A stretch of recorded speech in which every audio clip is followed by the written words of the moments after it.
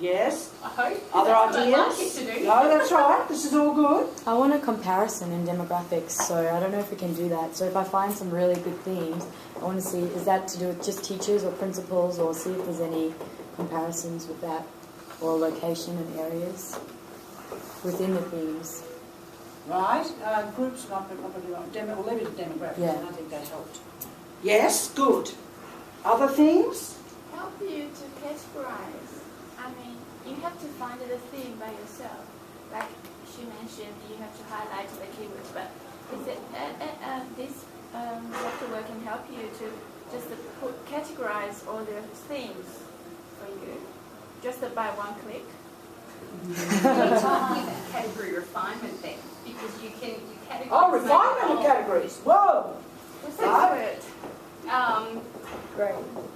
When your categories evolve, you suddenly get 63 million responses to that broad category. So then you have to find, within that category, I'm actually going to subdivide it into 4 different subcategories.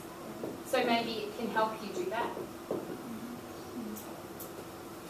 Don't you love my concept map? It's just Love genius. it. Love it. How come you didn't put that into Nvivo? Sorry? I'm being facetious. That's fine. What else do you want it to do for you?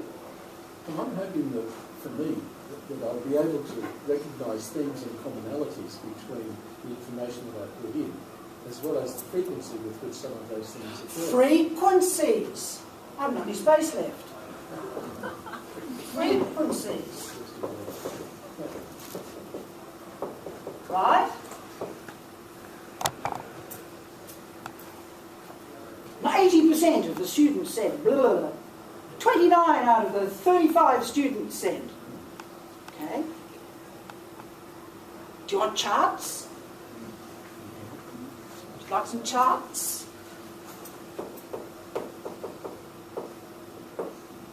Other ideas? Okay.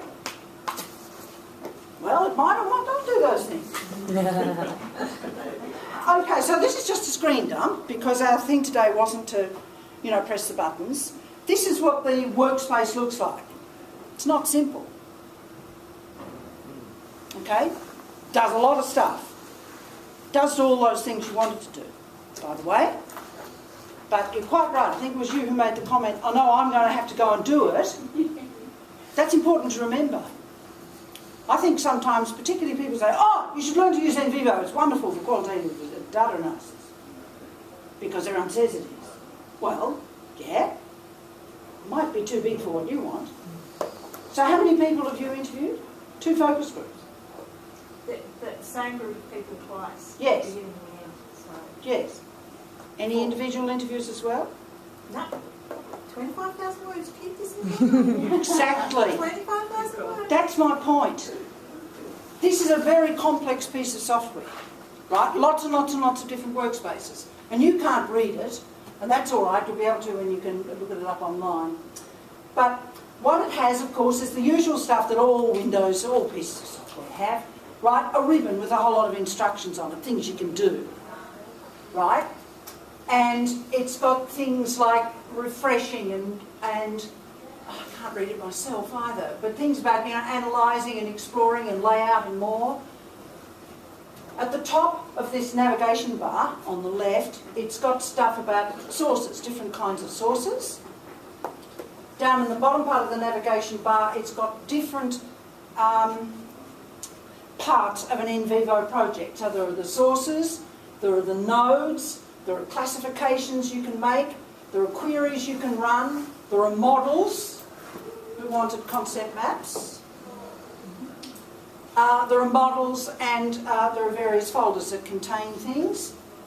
Then in your work pane, what you have is, see that sources is highlighted, what you have is a number of sources that are available to them that you're looking at the moment.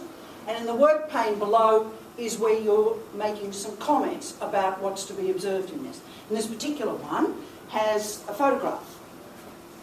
Okay, and so you can select pieces of photographs and say, well, note that, this person in the fishing boat, they haven't got any life jackets. They don't understand anything about whatever. Okay? So, in other words, what are the sources that Nvivo will deal with? Well, it'll deal with just about anything, but well, let's have a little pause while we think about that. So, a lot of you are doing interviews of one kind or another, and so you will have these interviews. Now, you've got 45, Peter, and you've got 2, which is great. But you wanted for 25,000 words. More than that, you probably go nutty. And some of you will have more than that, and some of you will have less. But let's talk about these interviews. People said before that what they would do when they were going about analysing the data was either to look for stuff that they're thinking about already, what do different groups of people think about this, what are the different kinds of professional learning that I've read about, you know, all these sort of heavies that write about professional learning, they say, you know, all this stuff, you know, long-term, blah, blah, blah, blah, temporally, blah, blah, blah, blah.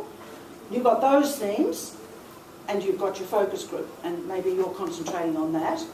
You're just waiting for the data to speak to you, which is fine, by the way. I quite like waiting for the data to speak to me. That's not a critical comment. So let's talk about those things. Now, when you do the initial interviews, most of you will be doing audio recordings, although some of you are going to be doing a video recording. Maybe you're not quite sure yet. Okay, and when you read the blurb about Nvivo, it'll say things like, Nvivo is wonderful, helps you analyse your video and audio files, blah, blah, blah, blah, blah. And I thought, that's great. So when I was involved in a large project, which had at least 45 interviews, I thought, this is terrific. What I'll do is, I'll just pull the sound files into Nvivo. It'll convert to text. And I'll do that. It'll be fantastic. Well, the trouble is, you see, and I should have put up a sound, I should have tried to grab a screenshot of a sound file. But if I had a sound file that I was going to make, so I've got this item, which is not print, and I've got this little grid, like a little table we were talking about, where I can write stuff about it. And that's going to be about a section of the thing. If I put a sound file, that would say the number of minutes, or seconds, you know, 3 minutes, 35 seconds, so 4 minutes, 2 seconds. You know, this wonderful thing was said by this person about professional learning. And instead of this image, I'll have something that looks like a heartbeat. So actually, it doesn't do anything. help. Because I thought, this is great. I'll pull them in, so I pulled them into the thing, turned them on, said, oh, okay, okay. Oh, that's it, that section there, stop. And I write something, practically transcribe it. He said, oh, that's a bit good, I will stop that. So what I found was, I was virtually transcribing the sound file into a table, stopping it every so often saying, oh, I've already done that bit, oh, what's that thing, right?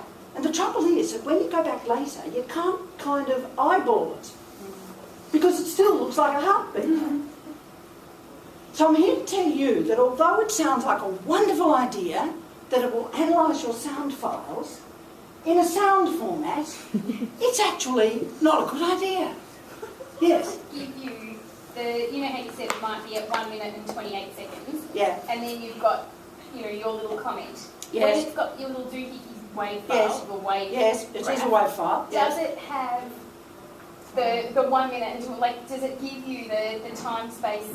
I can cut that 1 minute out, and I can put it in a box where that photo is, so I've got a small heartbeat. Yes. And then beside it, I've got the comments that I want to make about it.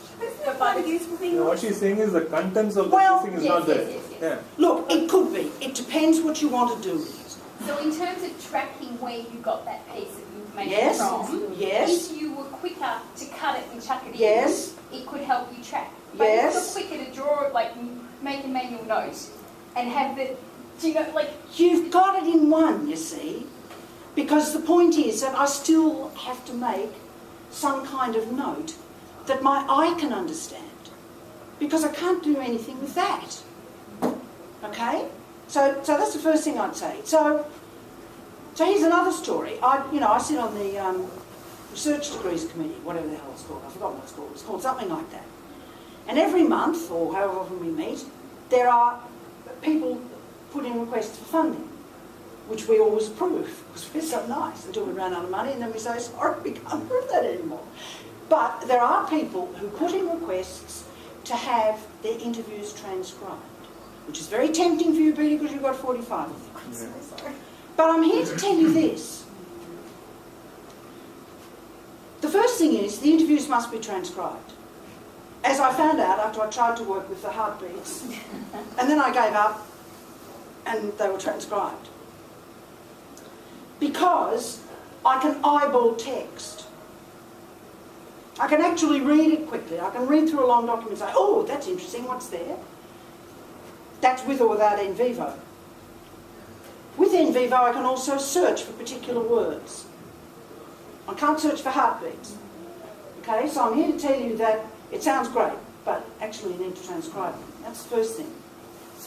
The second thing is not simply that visual thing of, what am I looking at? The second thing is about knowing the data. So, and you don't have, this is not, Roz is not the expert on doing this stuff, okay? But this is my habit.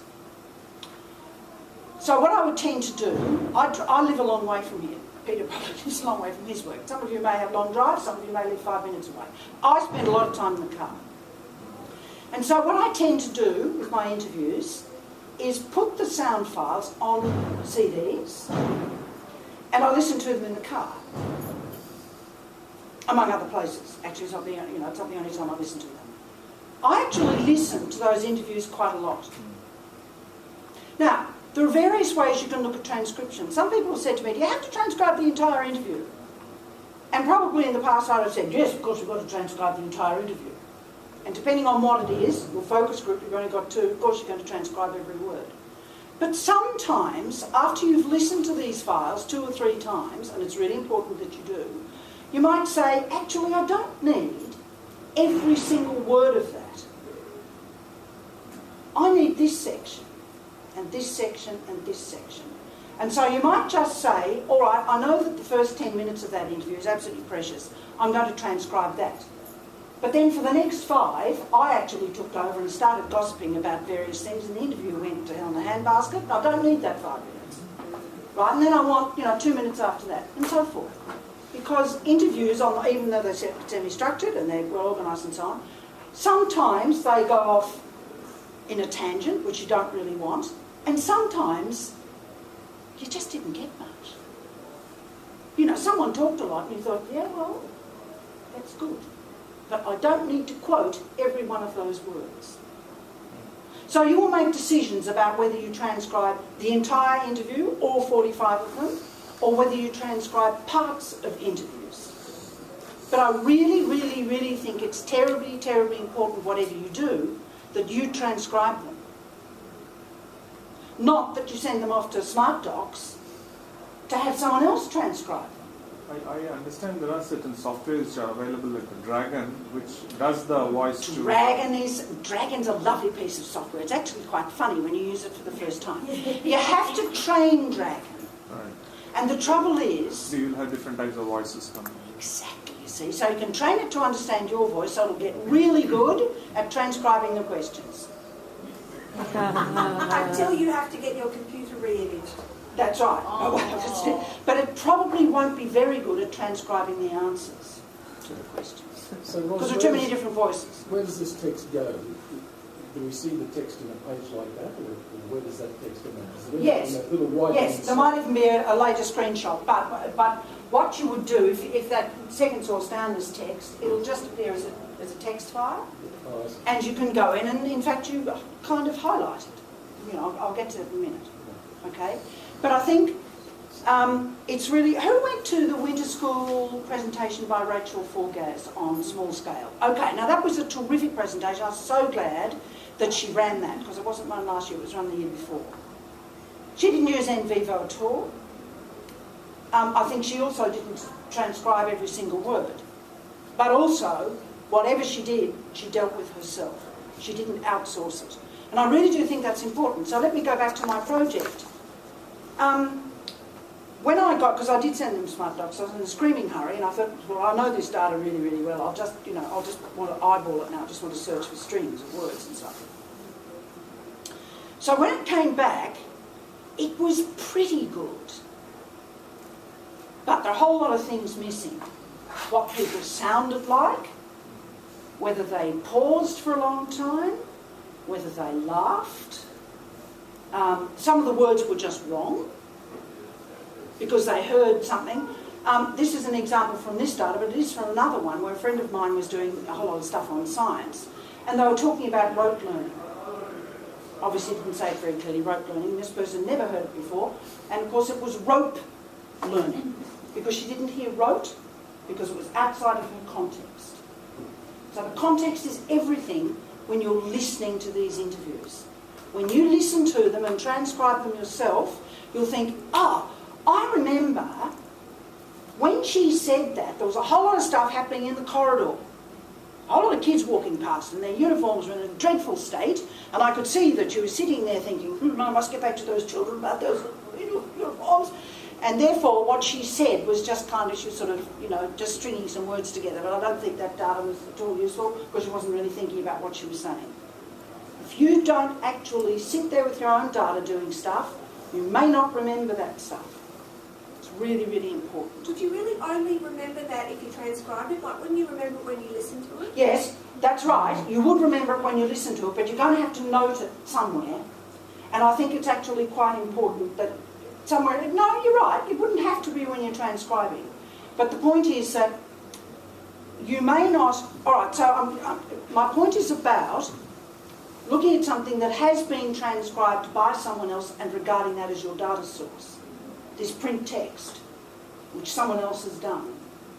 And so when you just read the words in a string, it doesn't kind of have the same impact. And my response to Kate would be that it's about the layers. So if I do the transcription, I've already thought of that when I'm transcribing and I've put it in. So if I had it transcribed by someone else, when I go back and read my data, I'm then thinking about, okay, what words are missing, what, blah, blah, blah. So then I do that. Then I reread it again, and then I might get around to thinking about the people walking down the corridor in bad uniforms. Then from that, I've already projected what I'm interpreting already onto what I'm hearing or reading from the transcription. So I'm a bit OCD. I would get caught up on the things that I'm supposed to have moved on to, and I might miss a step along the way. So I wouldn't ever consider not transcribing my own interviews, unless I was doing 45 interviews and 6 focus groups and, yes, something that's right. bigger than a PhD, whatever that is. Yeah, I don't that's really right. know what that is. But and so here's another thing, and it's possibly something to do with my age. I still actually quite like paper and pen. I still find that that's how my body responds to stuff. Oh, that was interesting, and I grab a piece of paper or a whiteboard or whatever, and I tend to scribble stuff. And it's mainly because I'm not very adept as a typist. So my immediate reaction is not to enter things straight into a computer because I can't type. I wasn't allowed to learn to type when I was at school. I'm really, really ancient. Like, I'm talking typing. You heard that, didn't you? I wasn't allowed to learn to type. This is last century. And so I still work with pieces of paper. And so as I'm listening to these data, I tend to say, oh, that's really interesting. Scribble it down. Let the themes emerge from the data. What's happening there? Oh, that's really interesting. Oh, there's some stuff in it. That's a really good point that you're mentioning about going through and transcribing your data, because I found that when I did that myself, underlying meaning and themes came out that was actually in the relationship that I had with the participant in the phone conversation that has now informed my data set further along. And I wouldn't have noticed that unless if I got someone else to transcribe it, because it would be something that you'd miss. And it's that relationship you build in your interview that actually could determine your themes as well. So that's really exactly right. And I think I'll come back to it's like an essence. It's like you're capturing the essence of the meaning when you do it. Yes, and I think, yeah. and I could be wrong about this because psychology is absolutely not my background, but I think there are all sorts of strange things that happen in your synapses and things when you write stuff.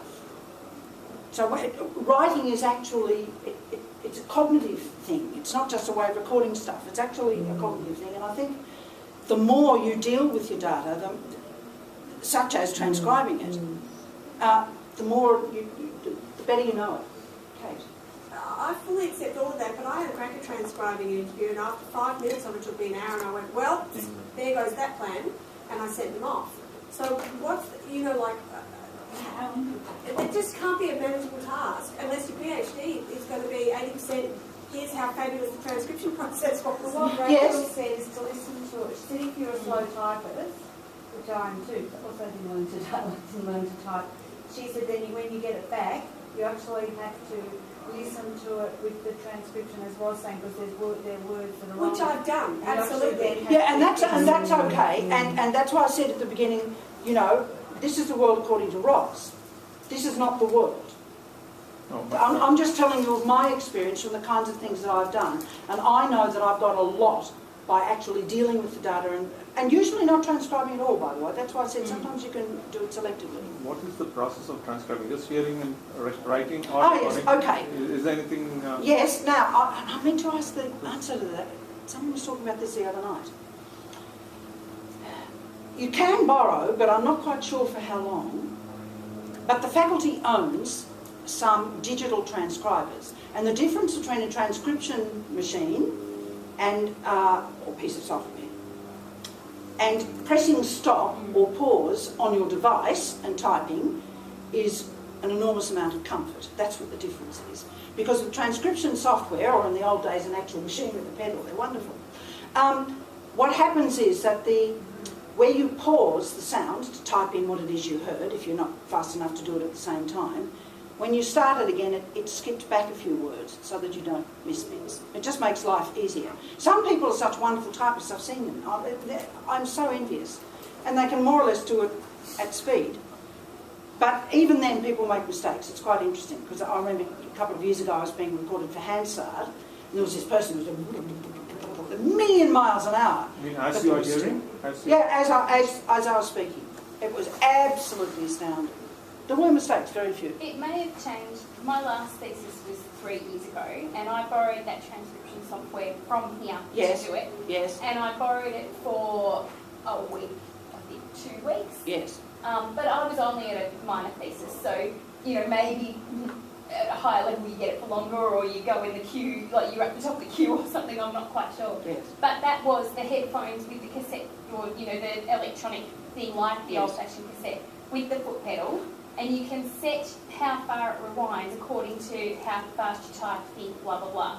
So at bits where I had static in the background, people walking past, I could set it back and listen to it longer again.